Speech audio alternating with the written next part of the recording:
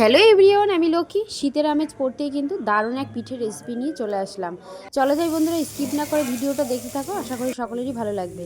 প্রথমে আমি নিয়েছি একটা নারকেল কোড়া, নারকেলটা কুড়িয়ে নিয়ে প্রথমে কড়াইয়ের মধ্যে দিয়ে দিলাম 2 চামচ দিয়েছি আমল দুধের গুঁড়ো, 1 বাটি মেপে দিয়েছি চিনি, তোমরা চিনিটা কম বেশি করে নিতে পারো। আর এইখানে 4টে এলাচ ফাটিয়ে দিয়েছি।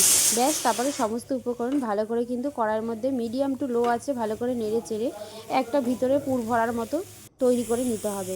ব্যাস, কিছুক্ষণ নেড়ে নেওয়ার পর চিনিটা থেকে জল গলে বেশ সুন্দর কিন্তু আবারও শুকিয়ে নিতে হবে। এরকম সুন্দর একটি নারকেলের পুর রেডি করে নামিয়ে নেব।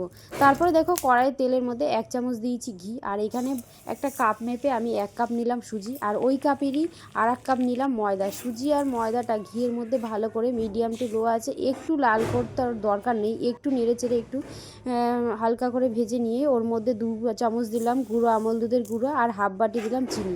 তোমরা এখানে চিনি আর আমল দুধের গুঁড়োটা নাও দিতে পারো, আমি এখানে পিঠেটা টেস্টির জন্য দিয়েছি, আর তোমরা চাইলেও দিতে পারো, এটা বেশি টেস্টি হবে খেতে। তারপরে এখানে কিন্তু উষ্ণ গরম জল অবশ্যই অ্যাড করতে হবে, নাহলে কিন্তু দলা পাকিয়ে যাবে, বেশ ভালো হবে না ডোটা। তারপরে খুব সুন্দর নাড়তে চাড়তে একটা ডো তৈরি হবে। ডোটা নামানোর আগে 1 চামচ আবারও ঘি দিয়ে এবার নামাবো। নামিয়ে হাতের সাহায্যে বেশ সুন্দর করে একটা প্লেটের মধ্যে মেখে নিয়েছি। তারপরে দেখুন বেশ সুন্দর একটা দারুণ একটি ডো তৈরি হয়ে গেছে। সেখান থেকে হাতের থেকে অল্প কিছুটা নিয়ে একটা গোল লেচির মতো করে নিয়েছি। যখন লুচিটা বেলা হয় সেইভাবেই বেলে নিয়েছি ছোট্ট মতো করে।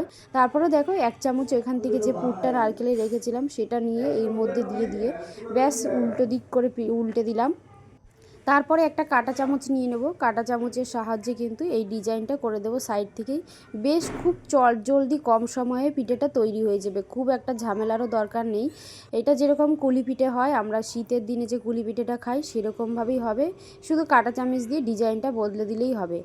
ব্যাস, এটা কিন্তু বেশি টেস্টি হয় খেতে, যেহেতু এটা সুজি দিয়ে তৈরি হয়, এটা চালের গুঁড়ো দেওয়া হয় না, কোনো চালের গুঁড়ো ঝামেলা ছাড়াই এরকম সুন্দর সুন্দর পিঠেগুলো দেখো তৈরি হয়ে গেছে। সবকটা এখানে আমি একইভাবে কিন্তু তৈরি করে নিয়েছি, আর দেখতে কতটা সুন্দর লাগছে, এখানে অসাধারণ লাগছে কিন্তু, আর খেতে দারুণ হয়েছিল। তাই চলো যাই বন্ধুরা, এবার তো রেডি হয়ে গেছে পিঠে, এবার কড়াইতে ভেজে নেওয়ার পালা। কড়াইতে এখানে তেল গরম করতে দিয়েছি, একদম মিডিয়াম টু লো আছে তেলটা রাখতে হবে। আর এখানে পিঠেগুলো দিয়ে দিলাম একটা একটা করে, সবকটা একবারে ভাজবো না, প্রথমে অল্প কটা 4টে দিলাম, তারপরে উল্টে পাল্টে মিডিয়াম টু লো আছে ভাজতে হবে।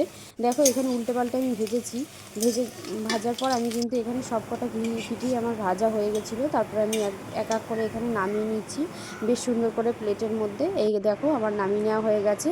আর আঁচটা যখন আমি একটু বাড়িয়ে দিয়েছিলাম তখন কিন্তু ওই দুটো পিঠে দেখো একটু লালচে ধরনের হয়ে গেছে। এর জন্যই বলছি যে পিঠেটা যখন ভাজা হবে তখন কিন্তু একটু কম আঁচে কিন্তু ভাজতে হবে, তাহলে বেশ সুন্দর হবে, লালচে কালারটাও হবে আর বেশ সুন্দরভাবে ভাজাটাও হবে।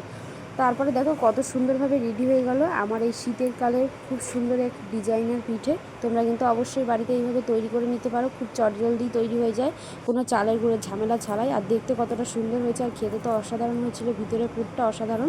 তোমাদের কেমন লাগলো পুরো ভিডিওটা অবশ্যই জানিও বন্ধুরা। আজকের মতো টাটা।